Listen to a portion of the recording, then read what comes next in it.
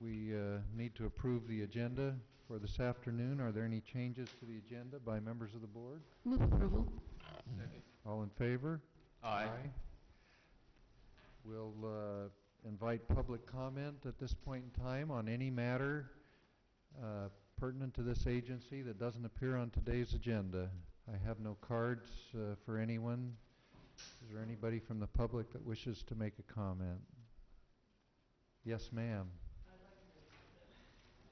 The agendas are on the table outside the door, and thank you for saying that, because there are also cards outside the door for those who might wish to speak. It would be appreciated if those cards could come forward to Linan so that we could call for any public comment at the appropriate time. Is there any other comment for members of the public on items not on the agenda? Very good. The board will then adjourn to closed session and be back here to reconvene.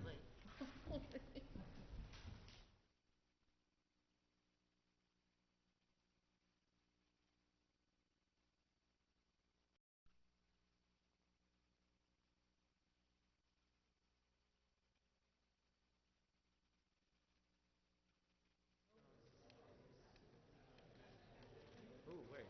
Go up. That's a little too fast, Lynette. I'm having a hard time reading. Yeah. That's it. That's it? That's okay? Project engineer. Okay. That's the first one. Okay, good. Let me...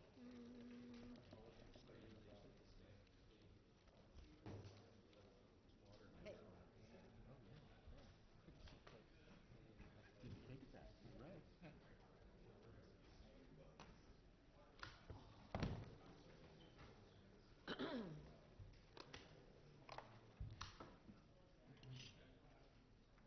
All right, we'll return to open session.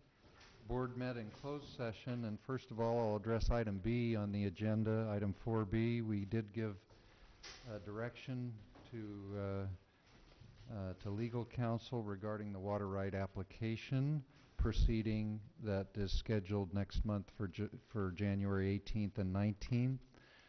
To avoid confusion, that water right application is completely separate from the proceedings that are taking place tonight in relation to the agreements that are under consideration. We want to thank you all for your patience during the numerous sessions that have brought us to this point, and we're now ready to consider a package of 5 agreements that have been proposed. In a few minutes, the agency staff will outline each of the agreements. Since we announced these agreements and made them available for public review, many good questions have been asked. Today, we look forward to hearing comments from the public prior to making our decision.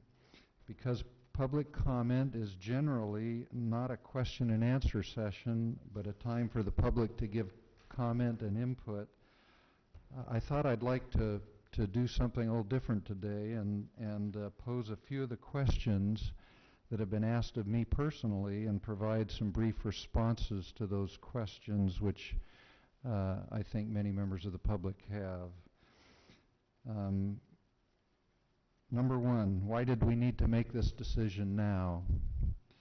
The surface water supply project is really the culmination of more than 20 years of water resource planning, dating back to 1989.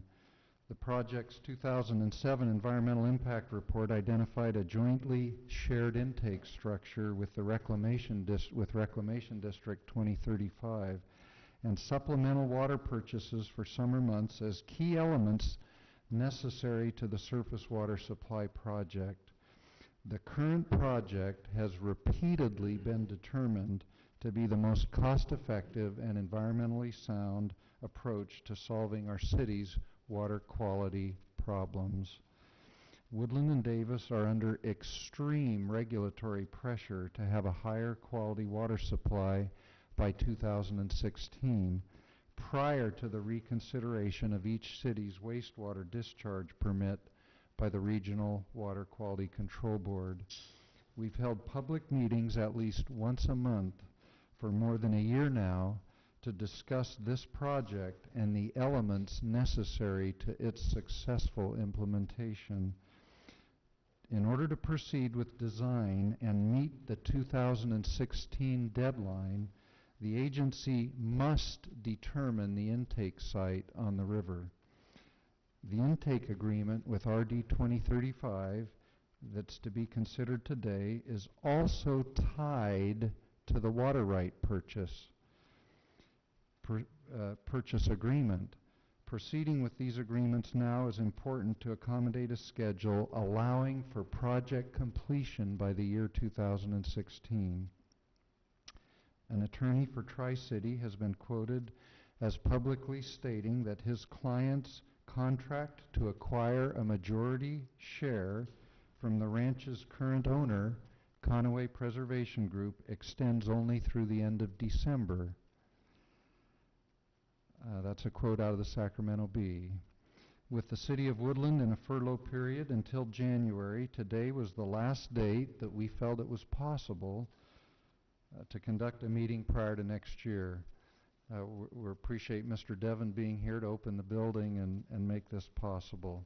Question number 2, has the agency provided enough time for public review? The proposed agreements have been available to the public for a full week. We've made a concerted effort to share news of our negotiations and the proposed agreements with the local and regional media, as well as local blogs. As a board, we are committed to transparency and have tried to give as much time for public consideration of the agreements as we felt was humanly possible. Question 3, does the Conaway Ranch really have enough water to fulfill our agreement? That's probably the most frequent phone call I've gotten. Conaway Ranch's primary water right license, which was issued in 1930, has a 1919 priority date and confirms that Conaway has the right to divert water from the Sacramento River during April through September of each year at rates up to 120 cubic feet per second. Conaway Ranch also has another water right license, which was issued in 1959 with a 1947 priority date. This license confirms that Conaway has a right to divert an additional 165 cubic feet per second from April through October of each year. These rates substantially exceed the 80 cubic feet per second build-out diversion rate for this project. Conway also has a Sacramento River settlement contract with the Bureau of Reclamation, which was signed in 2005 and which will remain in effect through 2045 and which has rights of renewal for successive periods of up to 40 years each. This contract confirms that Conway has base supply rights for which it does not need to pay anything to the Bureau for a total of 50,190 acre-feet per year. This amount substantially exceeds the 10,000 acre-feet per year of water rights that the Conway would assign to the agency if the proposed agreements are adopted. Will the agency agreements adversely impact agriculture on the ranch? No, agriculture is vital to the communities in our county. By jointly sharing the costs of construction and operation of a water intake facility with Reclamation District 2035, we lessen environmental impacts on the ranch and we reduce costs for both agricultural and urban water users. Our facilities will be constructed and the use of surface water and groundwater will be coordinated so as to not interfere with ongoing agricultural uses. Furthermore, by purchasing the actual water rights, we will keep the water local for generations to come. Another question, are our agreements conditional on Yolo County or Met Water agreements? The answer is no. Our proposed agreements stand alone and are independent of Yolo County or metropolitan agreements. Our agreements reserve local water resources for local benefit and use. However, the agency transactions under consideration this afternoon are subject to Tri-City finally closing on its purchase of a controlling interest in the Conway. Are we paying a fair price for the water rights? Yes, if the agreement is approved, we would be purchasing permanent water rights to 10,000 acre-feet of senior surface water rights for local benefit and use, with payments ending in the year 2039. We gain price certainty, avoiding unpredictable pricing fluctuations of open market water sales. Water rights are a precious commodity, and it's rare to find willing sellers. We do feel we're paying a fair price for the water. Why don't we fight the regulatory agencies and get exemptions for our wastewater discharge requirements? I've also been asked that one a fair number of times. We can look to what's happening now with the regional sewer utility in Sacramento as an example of how much time and money can be spent on an unsuccessful protest. Postponing our project will only increase cost and the expensive consequences, such as monetary penalties from the state, to our cities and to our ratepayers. It is not practical or responsible to delay the inevitable. The state, through the Central Valley Regional Water Control Board, Quality Board, is taking a very hard stance with all communities in the Central Valley that discharge treated wastewater into the Delta. Final question: how will this project impact costs for meeting wastewater discharge requirements? The Davis Woodland Water Supply Project is the least costly alternative to meeting wastewater discharge requirements. It's been clearly outlined in the EIR. The next least costly alternative is reverse osmosis, estimated by some to be 2 to 3 times the cost of the surface water project, with less obvious benefits to the water users. It also results in huge quantities of brine, as Vice Chair Souza has pointed out on numerous occasions, and which must be disposed of at an annual cost estimated between $80 and $100 million. And you can tell us the number of truckloads when you have that opportunity. Anyway, with that, with those questions and answers, we'd like to invite now staff to present each of these agreements and turn the time over to you. Good afternoon. And before I turn over a recap of the review of the agreements to Dick Shanahan and Alan Lilly, I'd like to make a few points that are pertinent to the significance of these agreements to us, our agency, meeting our objectives. And I'll make this fairly quick. Our objectives are pretty straightforward: to improve our water supply, yield and quality, comply with drinking water standards, meet wastewater discharge regulatory requirements, broaden our supply portfolio to increase supply reliability, and while doing that, to integrate aggressive water conservation measures to conserve water, but also to reduce the cost of the facilities. And I know you're all familiar with this, and I'm particularly making these points for members of the audience who might not be as familiar with the project.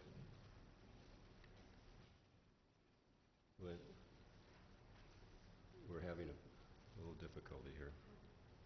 That's the way the slide was. Just keep.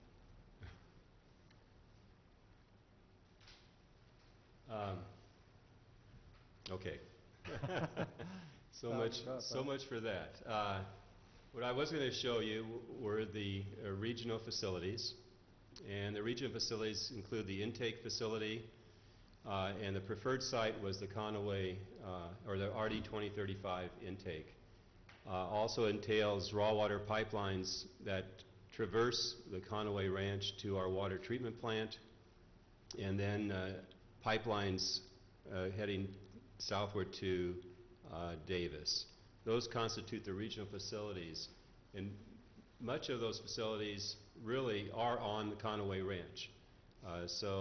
And as well as our water supply water rights would be taken right adjacent to the Conway Ranch. So the Conway Ranch has a great deal of influence on our project. And Conway Ranch actually is bordered between Woodland and Davis and just east of the Sacramento River, which was one of the slides we would have shown here. The project issues that are associated with the agreement that are pertinent to our project relate to that intake site, pipeline easements, as well as acquiring senior and higher priority water supply rights, which are needed during the summer. Okay, now we're getting back to the slides. This is the Conway intake site facility, the RD 2035 intake facility. And this is the preferred site where we would co-locate with RD 35 to deliver our water off the Sacramento River. This facility would be upgraded. RD 2035, Conway Preservation Group, have our priority to grant funding to improve the fish screens, to provide fish screens. Actually, there are no fish screens right now. To provide fish screens off of the Sacramento River for environmental purposes. Our water rights that we will be obtaining are our junior water rights. And by virtue of being junior water rights, we're subject to Term 91, which means during dry periods in the summer and other low flow periods throughout the year, we would be subject to cutbacks of that water. We need to find an alternative supply of water during those times of the year. And to maintain our project, to deliver reliable supply to the residents, we need to seek out senior water rights, as well as look at other measures to achieve that end. And what do I mean by this? Well, this overhead depicts our water demands throughout the year. On the left-hand side, we're showing January through April. You'll see a lower demand. As the months weather heats up, we'll have more demands for landscape irrigation, and that demand increases. Our demands would be met with our water rights and topped off by some minor use of groundwater. This overhead depicts the demands at 2050, and so this is when the build-out is projected for. During wet periods, wet years, we anticipate meeting all of our water commitments with our water rights. But when we go to a normal year, we anticipate that we would be subject to Term 91 for about 2 months, and that would necessitate senior water rights to fill in that need. So we would be cut back generally from July, August, September time periods. And again, this is 2050. It built out in the greatest demand. Each of that line, the horizontal line at top, depicts the capacity of our water treatment plant, which is 50 million gallons per day. The graph itself is about 5,000 acre-feet per month. That orange lines depict about 5,000 acre-feet per month. And dry years, we're even in a much more severe situation where we're confronted with Term 91 cutbacks that would extend over a much longer period of time. So we're dependent on looking at senior water rights, as well as we're exploring other alternatives to meet that need during those dry weather periods, such as working with Yolo County Flood Control Water Conservation District on a conjunctive use program, such as using aquifer storage and recovery system to recharge our treated water during the winter into wells and then extracting it during the summer months. The objectives of our agreements help us meet our objectives, as I mentioned previously. It helps us to acquire permanent senior water rights. It helps us acquire the river intake and work together with RD 2035 for both the construction and operation of the new screened intake. Would help us to acquire easements associated with our construction of our pipeline facilities through the Conway Ranch. And it also provides us with environmental mitigation lands to compensate for impacts that we might cause on the environment through our construction and our permanent activities. So these agreements really cover a broad range of requirements that we're confronted with to keep our project moving and to meet the overall objectives of the program. And now I'd like to turn it over to Dick Shanahan. And we're just upper left. Okay. You hitting that one? Yeah, the bottom. Yep. Thank you, Eric. Dick Shanahan, Agency General Counsel. All right, how'd you do that, Eric? What's the bottom? Hey, arrow down or down arrow? Arrow down. It's not working. Try escape. Escape. Arrow down. All right, how if I click? No. There we go. Thanks. Got it, Lenan. To start with, I'd like to go through the list of parties. We're going to talk about a package of 5 agreements that's before the agency board for its consideration, and various entities are participant to some or all of the agreements. And the first party is, of course, the agency. Agency board's a party to all 5 of the agreements. Then another party to the agreements is Conaway Preservation Group. We'll hear a lot of talk about Conaway Preservation Group. That is the owner of the Conaway Range property and the water rights that are at issue today. The next entity is a fairly newly formed company called Tri-City Water and Farm, LLC. And this is a company formed by Angelo Sakopoulos and others to acquire a controlling interest in CPG. And its Tri-City's principal purpose is to buy out a certain number of the owners of Conaway Preservation Group, so Tri-City would then be in control of what we call CPG. The next agency is Reclamation District 2035. Reclamation District 2035 is an old public agency in Yolo County. It's a landowner-controlled special district that operates the old intake in the river that Eric showed you earlier, and that delivers water for agricultural purposes on the ranch. And then lastly, the cities of Davis and Woodland are participants in some of the agreements. For staff, we recognize the need to do a transaction with CPG going back quite some time. In fact, staff has been negotiating with CPG since before the formation of this agency, and for many months, over a year, we made little progress.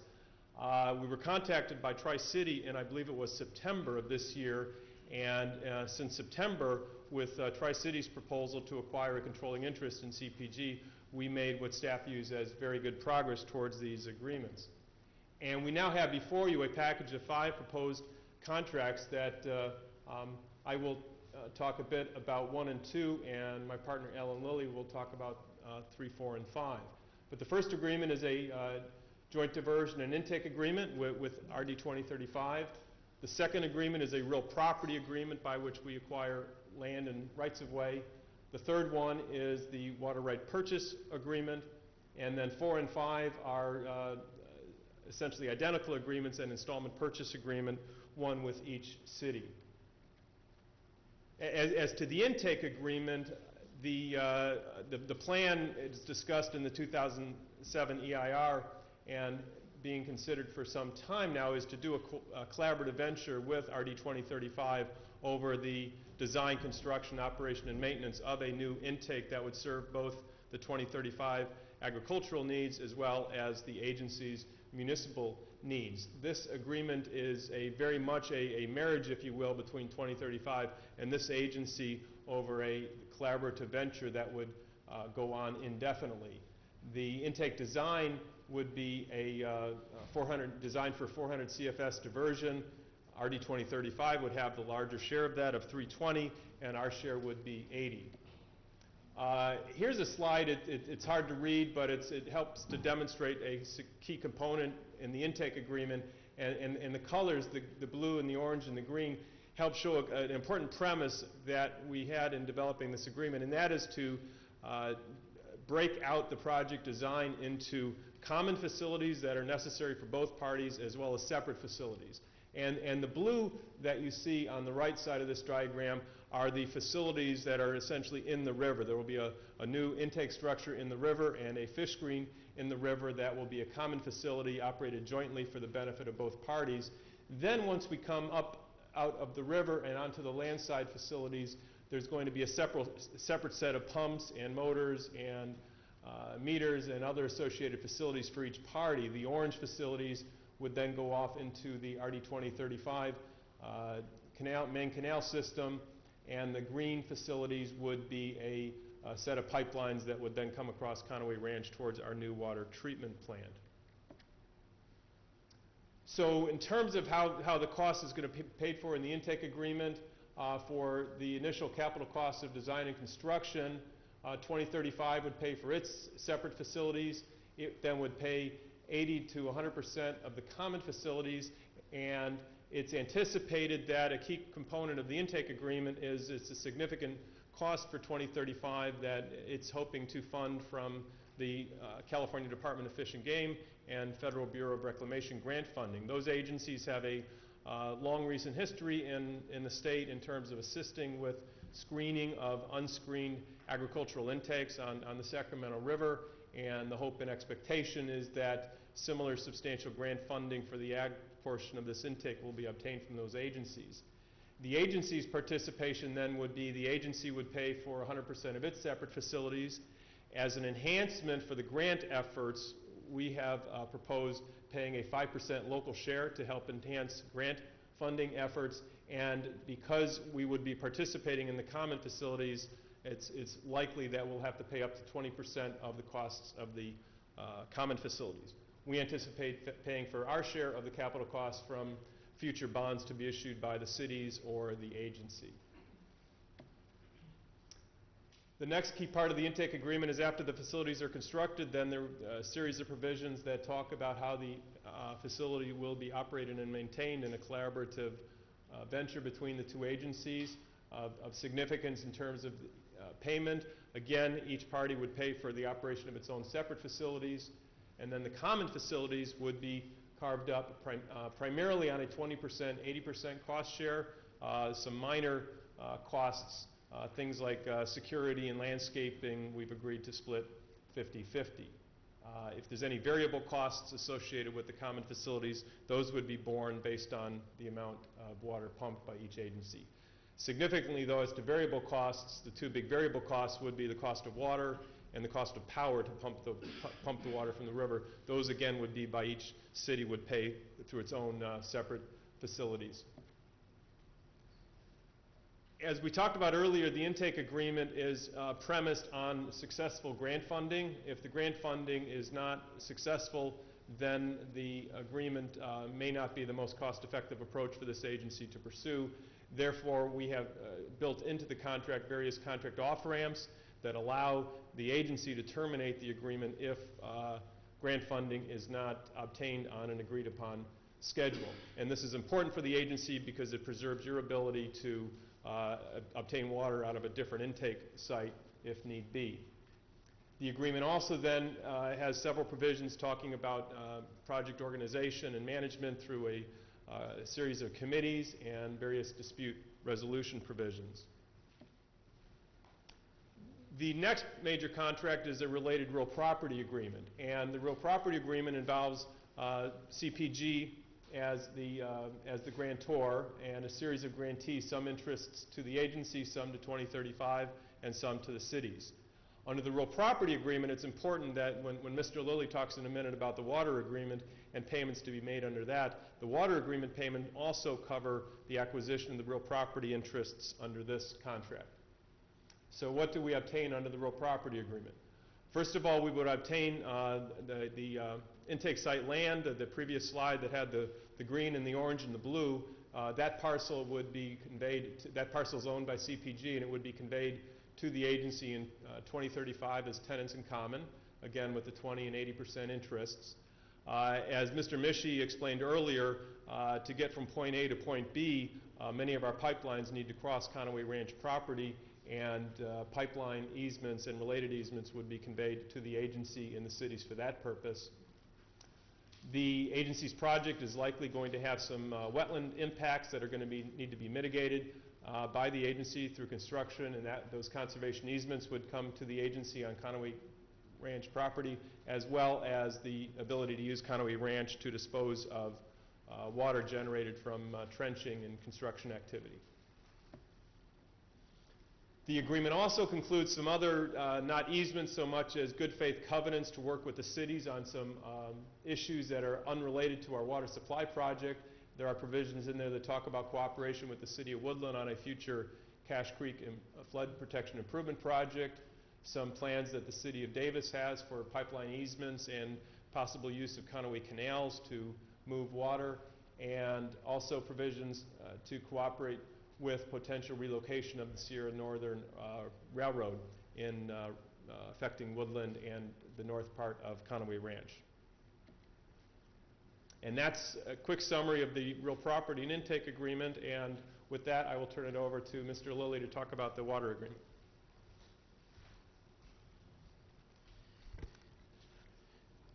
Good evening. I'll go through these fairly quickly. As Dr. Marble said in his comments a few minutes ago, Conaway Preservation Group has some very senior and very valuable water rights. For our agreement, the first water right license, 904, has a 1919 priority date, authorizes diversions through April through September. The backup water right for October, which is confirmed by license 5487, has a 1947 priority. The Bureau of Reclamation entered into a Sacramento River settlement contract with Conaway Preservation Group in 2005, very similar to contracts entered in with many other diverters along the Sacramento River. If it's renewing a prior contract, and as Dr. Marble said, provides for subsequent renewals as well. Conaway has a long history of diversion and use of the water, which used to perfect the rights, and probably the most important bullet point of all for today is these water rights are not subject to the Term 91 that Dr. Mischie talked about earlier. Under the water agreement, the agency would buy a portion of Conaway's senior water rights, 10,000 acre-feet per year, with an effective date of January 1, 2016.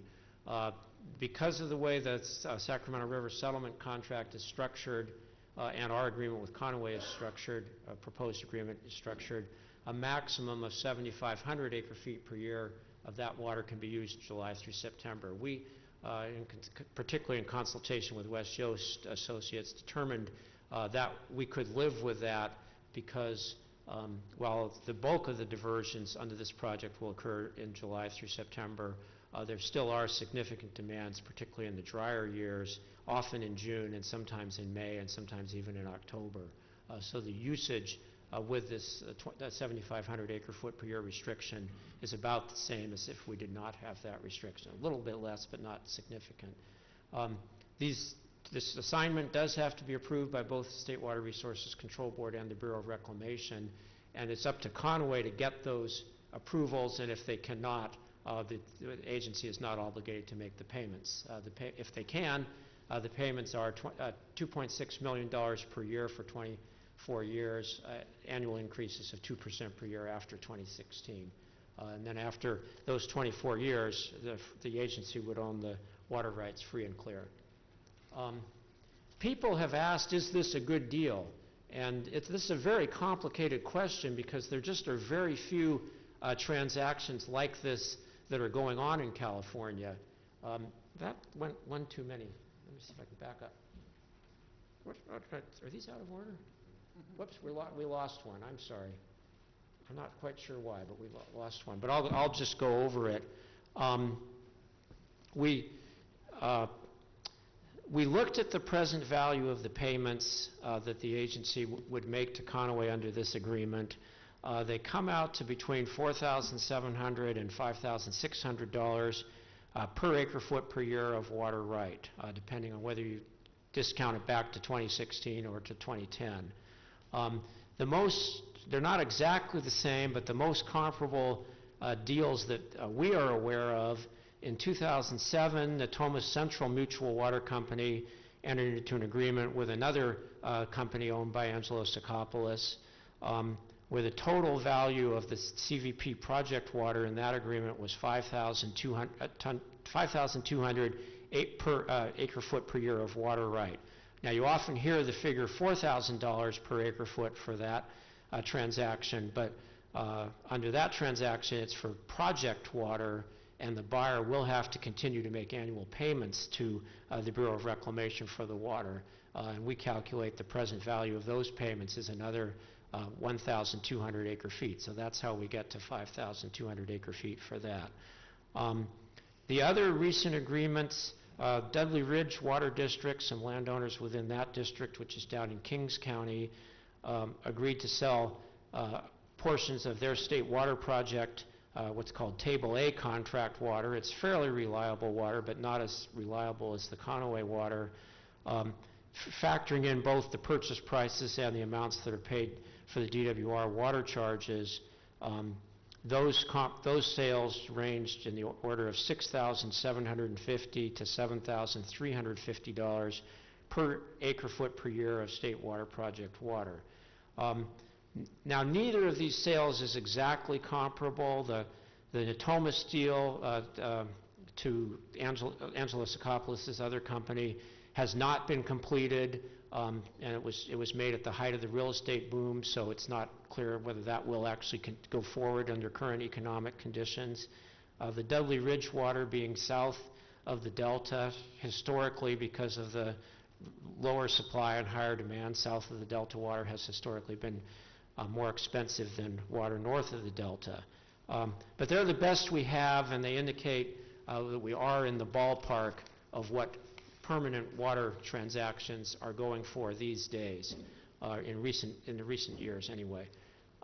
We also looked at it another way, just looked at the amount of water that the agency is likely to divert and use under these slides in perpetuity. We won't be able to use the whole 10,000 because there will be some wet years, as shown on Dr. Mishi's first bar graph, where the agency doesn't need this water.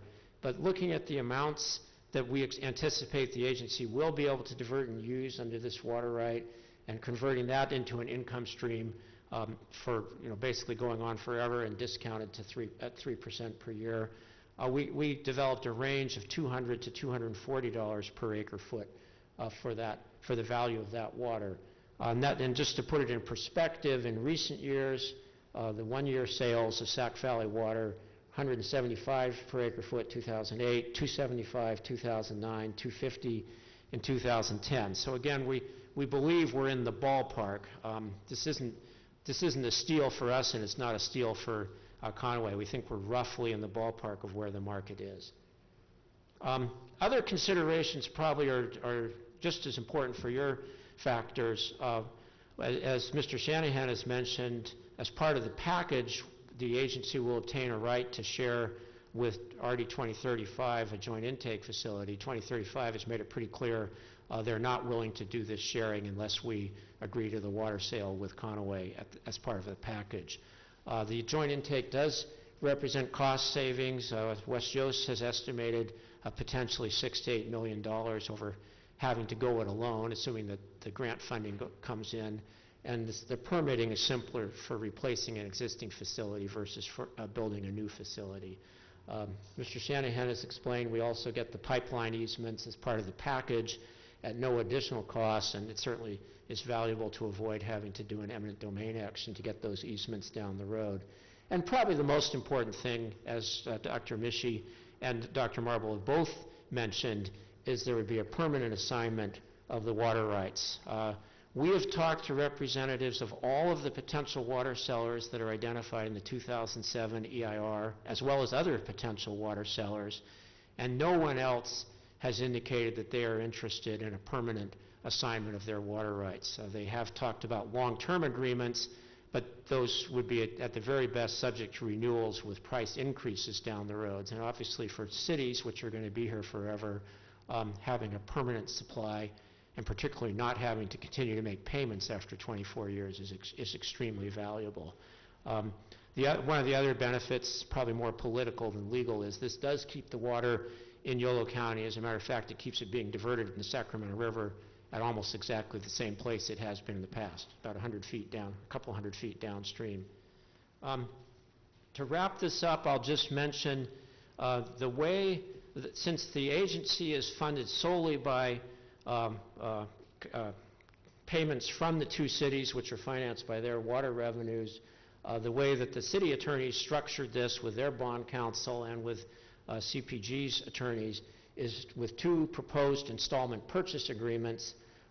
The agency will sign, if it approves this package, would sign one purchase agreement with each city. Those basically provide the security so that Conaway can have a certainty that there is in fact a city with a revenue source backing up each of these income streams. And then finally, the details of those, they would be the percentages as specified in the Joint Powers Agreement, 46.1 for Davis and 53.9 for Woodland. The payments are guaranteed from the city's water enterprise funds, not from any other city revenues.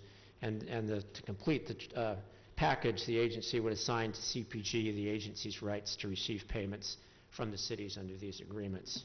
So it's a whirlwind tour through a package of complex agreements, and we'll all be glad to answer any questions if you have any. Let's bring it back for any questions from board members.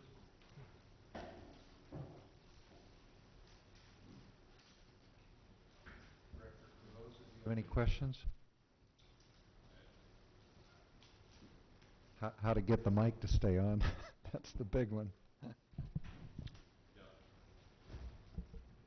Director Doty? No, I feel pretty comfortable with these. Vice Chair Souza? Yes, Chair Marble, I've asked a couple prior, but I still have one left that I didn't get answered, so I forgot to ask it, so I'll ask it now. And it's in the intake and diversion agreement. It's section 7.3, and it speaks to the project engineer. So I understand that this project engineer has already been determined. It's written into the agreement to be MWH Global Inc. So could you speak to that determination that was made, and who is MWH Global Inc.? I'll start out, and Dick, then you can continue on. MWH is a consulting engineering firm with specialty in water and wastewater. They are currently, as I understand it, under contract with RD 2035, provide engineering services up to the 30% design level for the intake their existing intake facility. And that's the firm, and that's what they're doing at the present time. It's our understanding is that RD 2035 would desire to continue the use of MWH in that role. And the payments to this company for coordinating, as I understand it, coordinating activities on the intake facility, how will those payments be made to MWH Global Inc.? Dick, do you want to answer that? One of the things that was important in the agreement is if the agency becomes a participant in the intake project, we become a party to the MWH engineering services contract. So there would be a three-party agreement between the engineer, RD 2035, and the agency that we would be a client of the engineering firm, which is important to us. The payments, as they have been, would probably continue to be paid through 2035, and we would be subject to our cost-sharing obligations consistent with the capital cost shares in the slide I mentioned earlier. And one thing I would just add is it's important to understand that 2035 has already been involved in a fish screen replacement installation project, and we're kind of piggybacking on that project, and this has been their engineer for some time, and West Yost is aware of and comfortable with the selection of MWH. And then the last question, because I gather we will, as a board, determine who is our representative to the project committee? That has been pretty well specified. Dick, do you want to? Yes, the agreement gives full flexibility to the agency board to decide who's going to be on the managing committee and the project committee. Staff has some ideas on how that ought to structure, and if these agreements are passed, then staff would probably be coming back to you in January or February with an agenda item to discuss and consider those appointments. The idea is the management levels are going to be more sort of staff-related, policy levels going to be sort of more senior, and we've got some thoughts on recommendations to the board, but that'll be coming back to the board. As I read those two sections, there is one member of the project committee, and then there's two to the management committee. And I was gathering, at least from reading it, that it was going to be something like our general manager, who would be the appointee to the project committee, or to our engineering consultant, someone that, because many of those decisions will be engineering related, at least through the intake facility. No, that's correct. We've had discussions as to who should be on which committee, and we'll be bringing those to you, but your suppositions are pretty close. Okay, thank you very much. Okay. Very good. I've had all my questions answered prior to this meeting, so I'm ready to go. Do we have, Lynanne, any cards that have come forward from members of the public that have asked to comment? No, I haven't received any. Does anybody have cards out in the audience? They may not have known. Do we have any members of the, we do have cards out in the foyer if there's any member of the public that wishes to comment. And if you don't want to fill out a card, you're welcome to come forward and state your name and where you live, and we'll give you 3 minutes to make a comment. I'll fill it out too. That's fine. Come right on up and let us know your name and where you're from. I'm Teresa Geimer. I live in South Davis. Huh? And I did actually kind of skim through the EIS, or maybe it was just an EIR, but anyway. And I do like this much better than doing one-year transfers, because of what was shown there, the cost could be getting ridiculous. So I just really had questions, but since we can only comment. You can state your questions, that's okay, fine. But the things that I just wanted to make sure about were, because I'm used to water transfers, I'm not used to hearing about actually purchasing a water right. So one of the things that I was glad to see is that the fact that the approval of the State Water Resource Control Board and of reclamation is going to be done before the deal goes through. And so that also makes me think that this is some of the base supply that is under the reclamation contract that Conway Ranch has.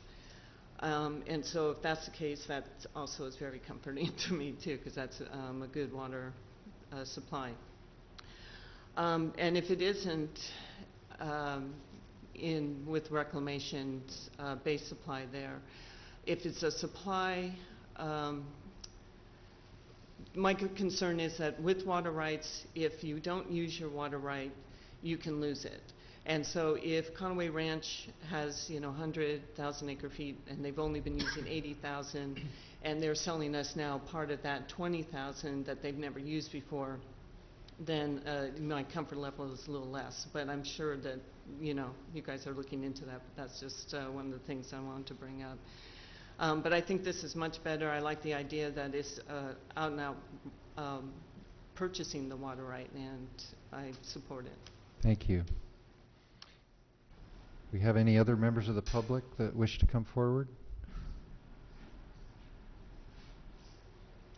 Seeing none, I think it'd be fine, Alan, if you wanted to comment on the water right issue. I know it's been a question more than one of us have asked, so that would be fine to comment. It's definitely base supply. Ms. Geimer is correct. Her first, it's what she hoped it would be. In fact, it's base supply.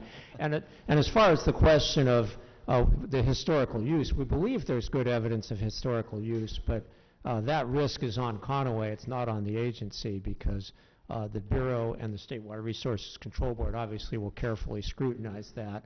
And unless they give their approvals, the agency's payment obligations don't start. So And if they do give their approvals, that means they've confirmed that the water rights are in fact valid and can be assigned to the agency. Very good. We'll bring this then back for any discussion that the board wishes to have. And are we going to need motions on each agreement separately, or do we need motions on No, the there's package? a proposed resolution in the board's agenda packet. If the board is comfortable and supports the staff recommendation, then an appropriate motion would be to move approval of the resolution. Any additional comments? Chair Marble? Do you want to move the approval? I would like to adopt the resolution approving the following agreements related to the purchase and acquisition of water rights, land and easements, and the joint development of a river intake diversion and fish screen facility for the water supply project.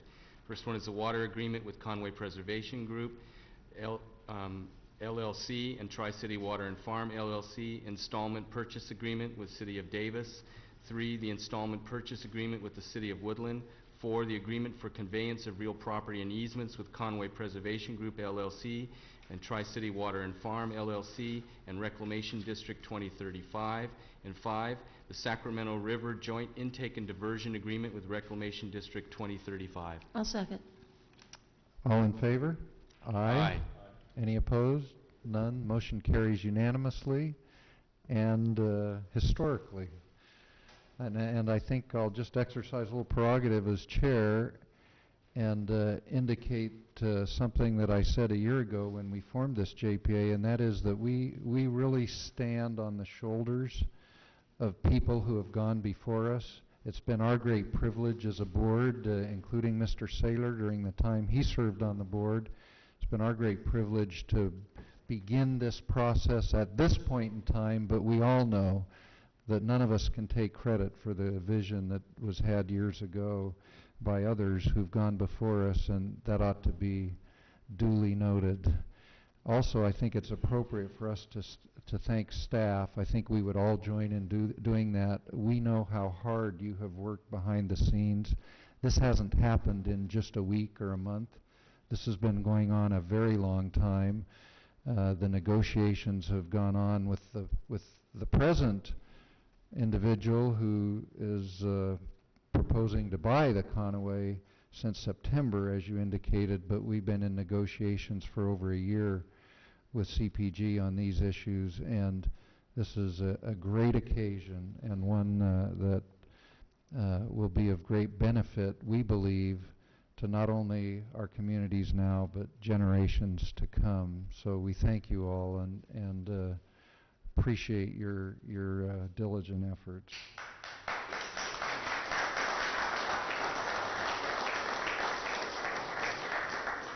Now, one of the groups that have been instrumental in the history of where we are today is University of California, Davis. We have before us item 7, and Mr. Shanahan, do you want to take that, or? Yes, sir. Another significant agreement facing the agency board for consideration this evening involves the agreement that's before you, agreement concerning potential water supply contract with University of California, Davis. Davis has been a participant, or UC has been a participant in this project for many years. It's one of the original water right applicants, and it was contemplated when this agency was formed that the agency would enter into a water supply contract with the university, and the university would participate as a 3.5% project partner with the agency in the two cities. Unfortunately, because of difficult economic situations facing the university is not able to step up as a sort of full partner participant financially at this point in time. And the board talked about this issue last summer in June or July or so, and directed staff to negotiate with the university and come back on what's before you now, which is in the nature of an option agreement. We have outlined the terms of a water supply contract that is agreeable to staff, and we're proposing it to the board. And if the board approves the agreement that's before you, it would authorize your general manager, Dr. Mishi, to sign the water supply contract at some point in the future when the university lets us know that it's ready, willing, and able to participate. The agreement would allow the university until project startup to exercise that option, which under the current schedule is scheduled for 2016, and any time between now or 2016, the university could step up and participate in the project along the terms of the water supply contract that's before you. The water supply contract includes many important provisions that are summarized in the staff report that's in your agenda packet. The university would receive a dedicated capacity in the project of 1.8 million gallons per day. That equates to about 2,000 acre feet per day. Per year, thank you. After project construction, the university would participate on the same terms as the cities. If there's a future expansion in the project, the agreement would not obligate the university to participate in future expansions, but it may. The agreement talks about how project capital costs will be shared between the agency and the university. It talks about how the operating costs will be paid by the university, again, essentially on the same terms as the cities are now subject to under the Joint Powers Agreement. The proposed agreement talks about how the university would finance its share of the capital costs, and it provides some flexibility for the university to essentially sort that out years down the road when it finds it's able to participate.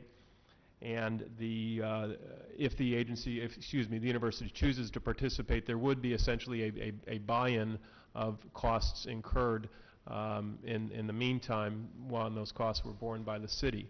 And I should add that it's important that the board know that the university, again, has been participating in this project for many years, and when the agency was formed on September 15th, 2009, there was a very precise accounting done between the cities and the university for all the pre-September 15th, 2009 costs, and the university is paid in full through that date, but those post dates would be paid by the university if it chooses to participate. And the agreement talks about what happens if the university chooses to participate and the agency abandons the project. And we also talk about address some concerns the university had about what happens to the water right application and water right permit if, for whatever reason, our project does not go forward. And we've tried to add contract provisions to address the university's concerns along those lines. Those, again, are just hitting some of the high points in the contract. The contract's in your packet, and I'm available to answer any specific questions you might have on it. And I also see that Mr. Phillips, Dave Phillips from the university, is in the audience, and he may be available to answer questions as well. All right. Any questions from the board?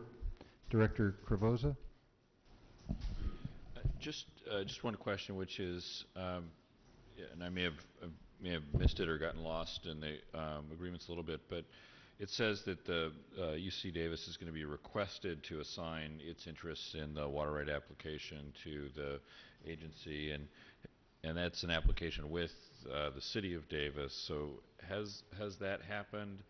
And actually, I'm thinking forward to the end game. If the university does not participate ultimately in the project, where is that application right coming to rest?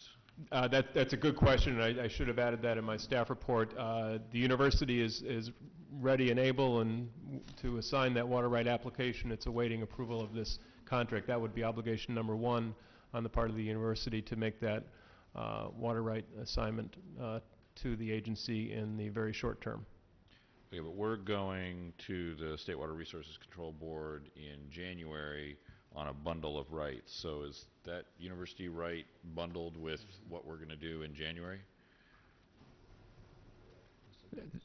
That is basically correct. You're jumping a little bit ahead to agenda item 8 Yeah, I know.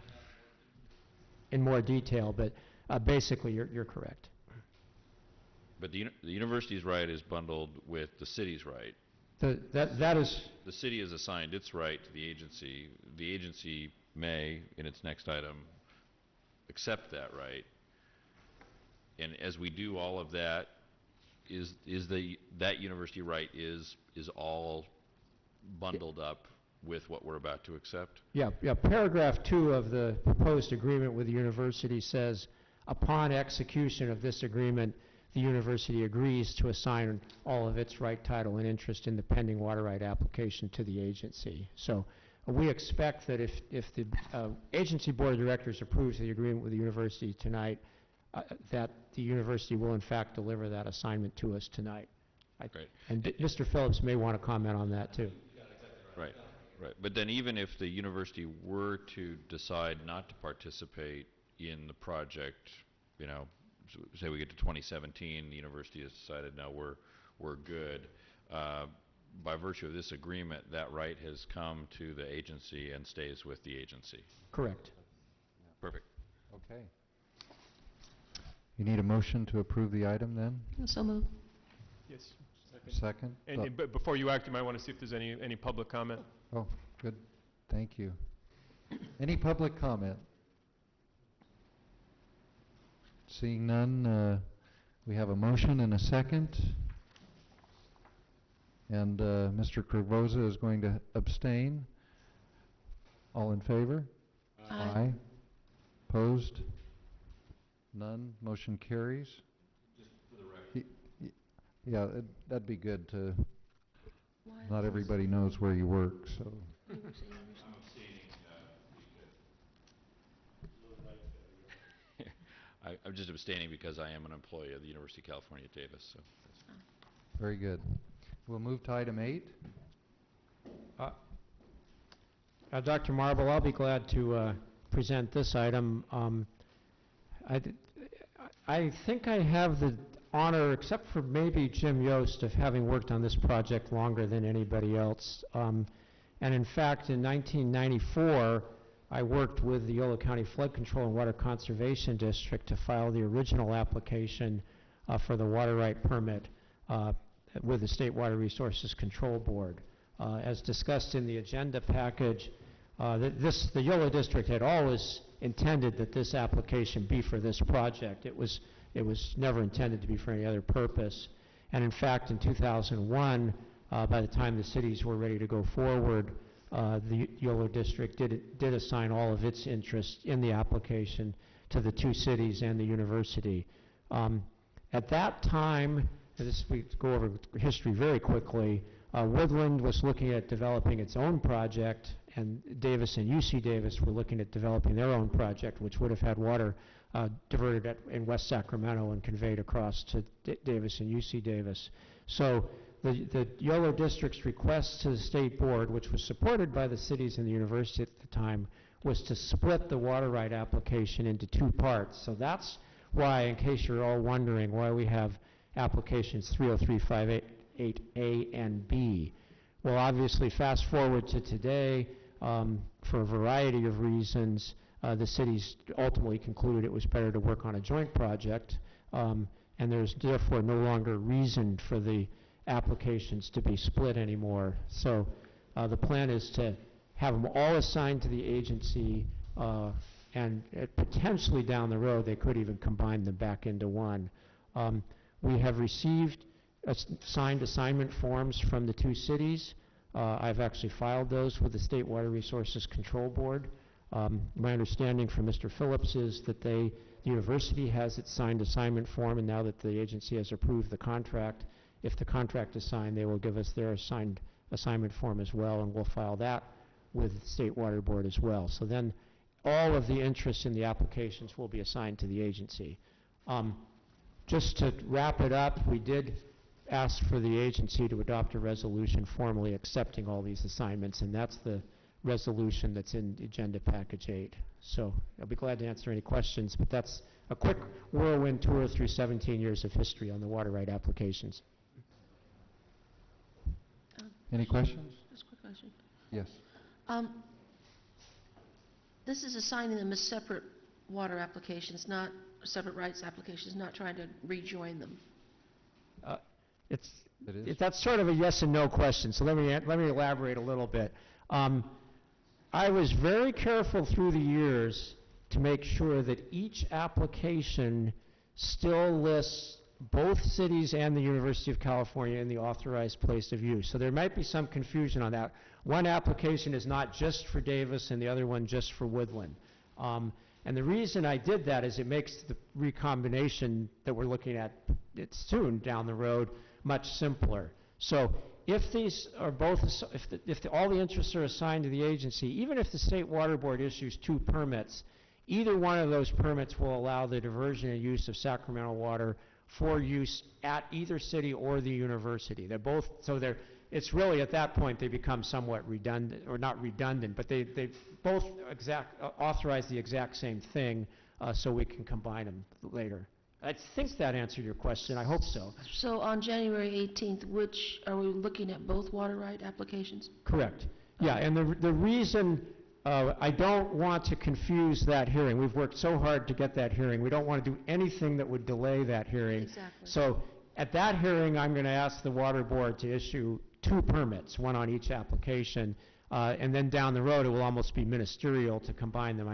And they may ask, do you want to have them combined? Of course, I'll say yes, but I don't want that to be an excuse for any of our opponents to delay the issuance of the permit. So that's why I'm doing it that way. That was my concern also. Thank you.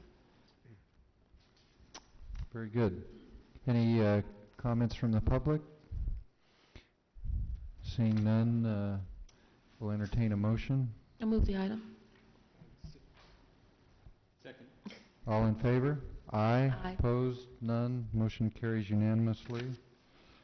Before we adjourn, I just want to report to this group, to this board, that Eric Mishi and I attended the first team meeting, the Water Resources team for Cap to Cap, and I want to let you know that the focus of that Water Resources team delegation, if it continues as currently contemplated, will include our project as one of 2, possibly 3 key projects for this entire region to take back to Washington, D.C. as part of our contribution regionally to trying to fix the Delta, because this project really is necessitated because of our discharge permit, as we all know.